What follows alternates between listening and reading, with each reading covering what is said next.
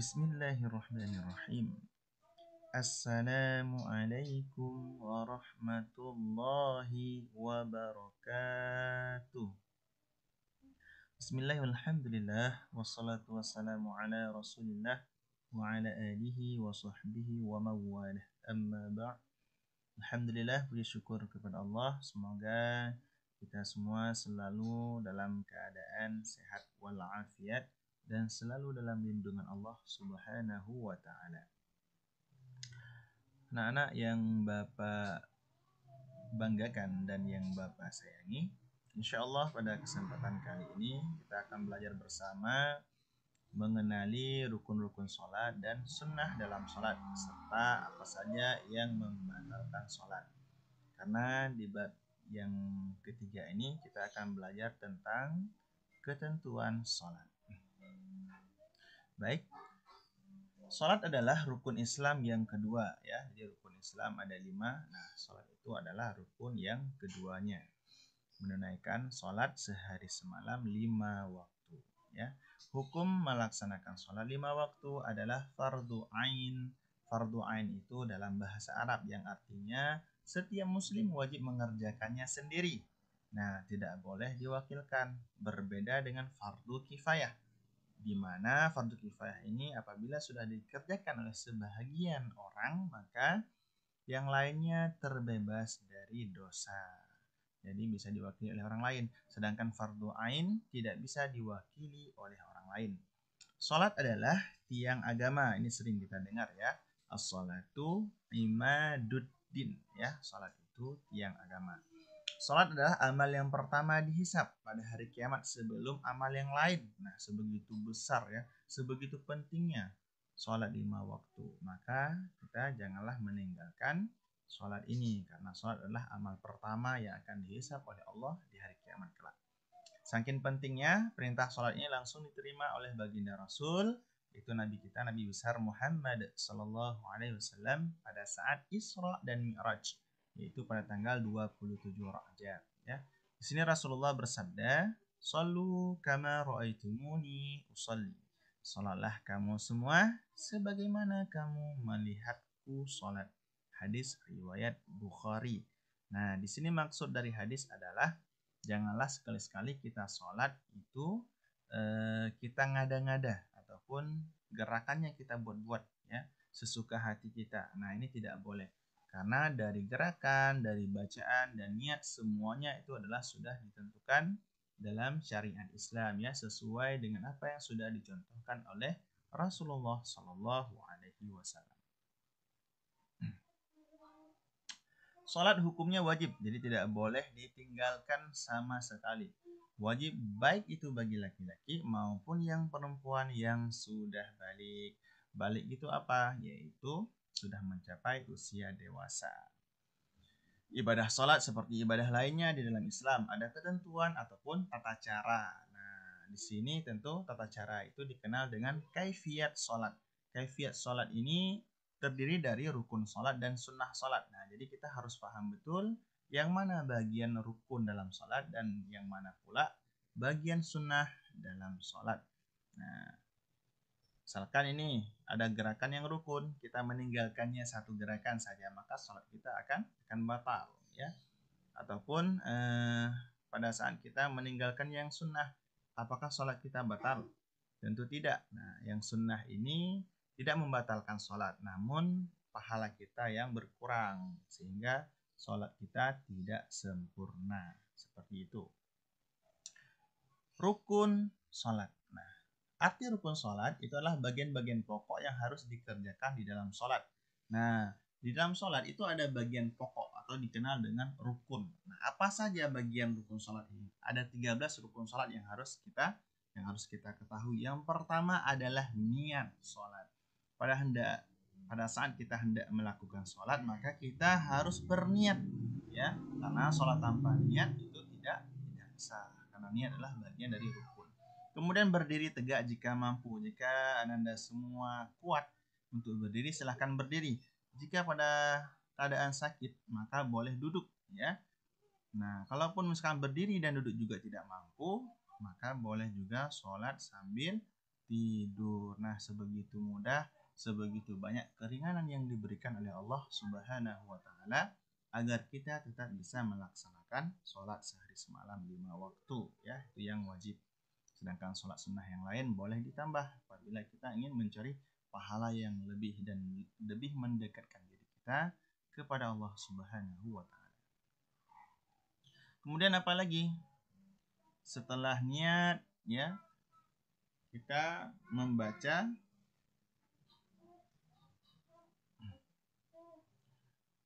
Nah, baik. Jadi seperti itu, setelah niat sholat, berdiri tegak jika mampu, kemudian membaca takbiratul ihram, ya, Allahu Akbar. Nah, itu membaca takbiratul ihram, kemudian membaca surah Al-Fatihah, yaitu wajib hukumnya. Tidak boleh surah Al-Fatihah ini ketinggalan dalam rakaat kita. Di setiap rakaat wajib membaca Al-Fatihah. Misalkan sholat zuhur ada 4 rakaat, maka keempat rakaatnya itu harus dibacakan surah Al-Fatihah. Sedangkan surah pendek ataupun ayat lain selain Al-Fatihah itu hukumnya sunnah dalam sholat. Rukuk dengan tumak ninah, diam sejenak. Apa itu tumak ninah? Tumak ninah adalah diam sejenak pada saat kita hendak berganti dari satu gerakan ke gerakan yang lainnya, ya. Jadi nggak langsung misalkan dari rukuk langsung berdiri, tidak.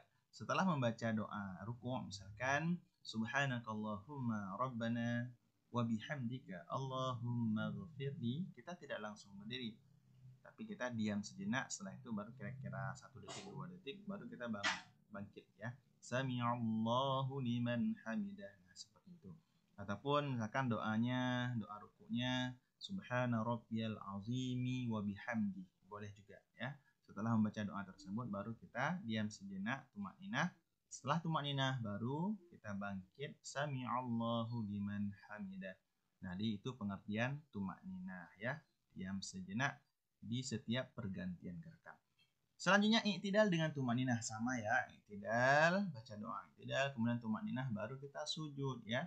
Sujud. Nah, setelah sujud, duduk antara dua sujud juga ada tumakninahnya.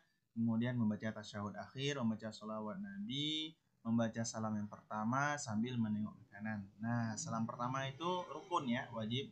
Sedangkan yang kedua, ketiga itu sunnah. Selanjutnya tertib atau berurutan. Nah, ini nggak boleh kebalik. Dari niat sampai salam tadi itu semuanya harus berurutan. Selanjutnya kita akan menuju ke sunnah sholat. Sunnah sholat, ya, arti dari sunnah adalah bagian-bagian penting yang dianjurkan untuk dikerjakan di dalam sholat. Nah, ini bagian penting. Namun apabila ada ketinggalan dari gerakan sunnah, ini tidak membatalkan sholat kita. Sholat kita tetap sah, tetapi kurang sempurna, ya. Nah, baik. Apa saja yang termasuk ke dalam sunnah sholat? Ada 19. Ini Bapak singkat aja biar cepat, ya. Bapak baca beberapa seperti mengangkat tangan ketika takbiratul ihram, bersedekap, tangan kanan di atas tangan kiri, membaca doa iftitah, ya. Doa iftitah ada banyak. Boleh Allahumma ba'id baini, boleh juga memakai Allahu akbar kabiro, ya. Nah, boleh boleh dipilih di mana yang mudah untuk dibaca. Kemudian membaca surah Al-Quran setelah selesai membaca surah Al-Fatihah. Nah, ini yang kita bilang tadi, surah pendek ataupun beberapa ayat dalam Al-Quran setelah Al-Fatihah. Nah, itu sunnah, ya, tidak wajib. Kemudian membaca amin juga sunnah. Pandangan mata tertuju ke tempat sujud juga sunnah. Membaca ruku, membaca bacaan i'tidal, mengangkat tangan ketika i'tidal itu juga sunnah. Nah, yang lain boleh dilanjutkan sendiri, ya. Di sini ada beberapa. Selanjutnya, sudah menjadi keharusan kita sebagai seorang muslim ketika mengetahui ilmu tentang rukun sholat dan sunnah sholat, melaksanakan sholat dengan sebaik-baiknya. Jadi setelah ini, Bapak berharap semuanya sudah bisa sholat dengan khusyuk, karena sudah tahu mana yang rukun sholat, mana pula yang sunnah sholat. Kita akan lebih berhati-hati dalam mengerjakan sholat. Jangan sampai sholat yang kita kerjakan batal disebabkan meninggalkan salah satu rukun sholat. Jadi seperti itu. Nah, selanjutnya adalah hal-hal yang membatalkan sholat. Jadi di dalam sholat pun selain rukun dan sunnahnya, tentu ada hal-hal yang dapat membatalkan sholat kita. Sama seperti hal-hal yang dapat membatalkan wudhu, ya. ini juga sama. Sholat juga bisa batal apabila kita melakukan beberapa hal yang menyebab ataupun sebab akibat batalnya sholat kita. Apa saja? Yang pertama, meninggalkan salah satu syarat sah sholat seperti batalnya wudhu, terbukanya aurat, terkena najis, dan sebagainya. Meninggalkan salah satu rukun sholat seperti niat, kita nggak niat langsung Allahu Akbar dan lain sebagainya sampai kita capek sholat 4 rakaat pun maka akan rugi, sia-sia ya, sholat kita tidak sah, batal. Gara-gara apa? Gara-gara tidak berniat tadi di awal ya. Kemudian tertawa. Nah, pada saat sholat tidak boleh tertawa ataupun berkata-kata ya, ngomong sama teman-teman yang di samping ya, itu tidak boleh. Pada saat sholat fokus kita menghadap Allah Subhanahu wa taala ya. Jadi tidak ada yang berbicara ataupun tertawa pada saat sholat. Ini akan batal sholatnya. Banyak bergerak, nah yang bukan gerakan sholat tentunya ya, misalkan menggaruk tangannya banyak gerakan ataupun mengayun-ngayun tangan sehingga melebihi dari 3 gerakan, itu juga membatalkan sholat. Makan atau minum pada saat sholat, nah ini harus berhati-hati ya, keseringan kita sebelum sholat makannya ya, namun belum bersih mulut kita, maka pada saat kita sholat kita memakan makanan yang nyangkut di gigi ya, misalkan nyangkut di gigi kita dan kita menelannya, nah ini akan menyebabkan sholat kita batal. Apa yang kita lakukan jika batalnya sholat karena hadas seperti buang angin, maka kita harus berwudu lagi kemudian baru sholat. Nah kalau misalkan kita terkena hadas seperti buang angin ya atau kentut, maka kita harus berwudu lagi kemudian baru kita sholat lagi. Jadi sholat kita akan batal ya kalau kita buang angin. Jika batalnya sholat karena tertawa, banyak gerak, atau terbukanya aurat, maka kita hanya mengulang sholat dari awal. Jadi nggak perlu berwudu. Misalkan nih Ananda pada saat sholat digoda sama teman atau bercanda sehingga Ananda tertawa ya, nah ini akan batal sholatnya. Tidak perlu berwudu lagi. Nah yang perlu dilakukan adalah hanya mengulang sholatnya dari awal sehingga sampai sholatnya sah. Jika batalnya sholat karena sewaktu sholat terkena najis, maka kita bersihkan dulu najis tersebut lalu mengulang sholat dari awal ya. Soal najis dan hadas sudah kita pelajari di bab yang kedua kemarin, di mana hadas adalah seperti buang angin ya, kentut tadi, ataupun buang air kecil, buang air besar. Nah ini semua hadas namanya.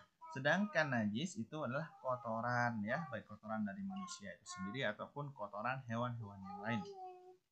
Nah ini harus dibersihkan baru kita berwudu kembali dan sholat ya.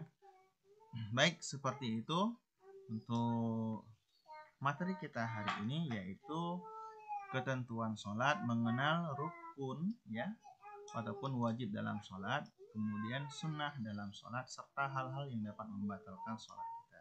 Semoga apa yang sudah kita pelajari hari ini itu memberikan kita ilmu ya yang bermanfaat, dan setelah ini kita bisa beribadah dengan khusyuk kepada Allah Subhanahu wa taala karena sudah tahu mana yang rukun dan mana yang sunnah dalam gerakan sholat kita. Semoga kita bisa sholat dengan sebaik-baiknya dan sebenar-benarnya, sehingga apabila ada rukun yang tertinggal maka kita harus mengulangi sholat kita ya, karena kita sudah belajar. Nah seperti itu buat semuanya. Bapak mohon maaf bila ada kata yang salah ataupun tidak berkenan. Wabillahi taufiq wal hidayah, wallahu muwaffiq ila aqwamit thoriq. Wassalamualaikum warahmatullahi wabarakatuh.